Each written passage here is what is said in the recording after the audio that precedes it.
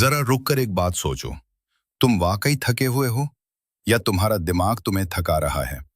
क्योंकि सच ये है, ज्यादातर लोग जिस्म से नहीं, दिमाग से थक जाते हैं। हर वक्त सोचना, हर बात पर सोचना और फिर कुछ भी ना करना, यही है ओवर थिंकिंग। तुम बिस्तर पर लेटे होते हो लेकिन दिमाग जाग रहा होता है, कभी माजी में, कभी मुस्तकबिल में, और हाल कहीं भी नहीं। तुम सोचते हो कि लोग क्या कहेंगे, क्या होगा अगर मैं नाकाम हो गया, क्या होगा अगर गलत फैसला हो गया, और इसी क्या होगा में तुम कुछ करते ही नहीं। यही सबसे बड़ा नुकसान है। ओवर थिंकिंग तुम्हें सुस्त नहीं बनाती, ये तुम्हें डरपोक बना देती है।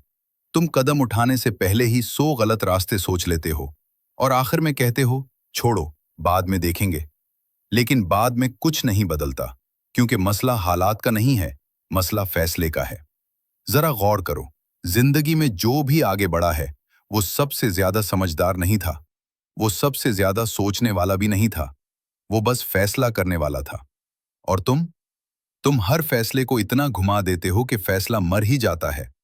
ओवर थिंकिंग तुम्हें यह एहसास दिलाती है कि तुम कंट्रोल में हो, लेकिन हकीकत में कंट्रोल ओवर थिंकिंग के पास होता है। तुम एक छोटी सी बात को रातों रात बना देते हो, एक जुमला, एक नजर, एक वाकया, और तुम पूरा हफ्ता इसी में गुजार देते हो। फिर तुम कहते हो कि वक्त नहीं मिलता, दिल नहीं लगता, कुछ करने का मन नहीं करता। लेकिन असल बात यह है, तुम्हारा दिमाग इतना भरा हुआ है कि उसमें कुछ नया आ ही नहीं सकता। ओवर थिंकिंग मसलों को हल नहीं करती, ओवर थिंकिंग मसले पैदा करती है। और सबसे खतरनाक बात यह है कि यह सब खामोशी से होता है। कोई चीख नहीं, कोई शोर नहीं, बस अंदर ही अंदर तुम टूटते रहते हो। अब जरा ये बात समझ लो, सोचना बुरा नहीं है, लेकिन सोच में फंस जाना खुद को तबाह करना है। तुम्हें हर जवाब आज नहीं चाहिए, तुम्हें हर चीज परफेक्ट नहीं चाहिए, तुम्हें सिर्फ एक कदम चाहिए।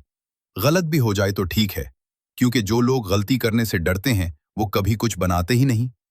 आज तुम अपने दिमाग को ये इजाजत दो कि वो खामोश हो। हर ख्याल पर रिएक्शन मत दो, हर सोच सच नहीं होती।